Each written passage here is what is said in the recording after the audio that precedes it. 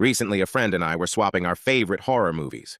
We were childhood friends that grew up in the same Detroit suburb. I was thinking about an incident that had happened when I was in second or third grade, 30 years ago.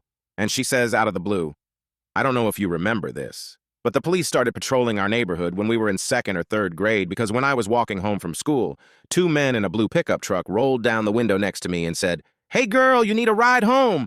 And one tried to grab me. I took off running, tearing through yards, and I told my mom, who called the cops and walked with me to the bus stop after that. I confess that I was thinking about a time when my cousin Sean recently passed away, so he's been on my mind. Also, he was really smart, much smarter than I, and I were wandering around the neighborhood like kids did in the 80s.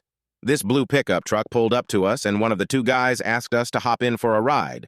Sean said no thanks, and instructed me to sneak into a neighbor's back porch, luckily unlocked, and stay down.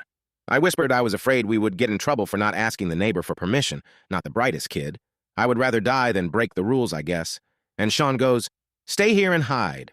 Act like we went inside because we live here." One of the two guys got out of the truck and went into the yard to look for us. We laid low. About 15 minutes later, he left. I look back on it now and think, what a close call. We lived near the area of the Oakland County child killer, though in a much poorer neighbor than he targeted. And I've spent the last few nights reading about the case and thinking about that blue truck.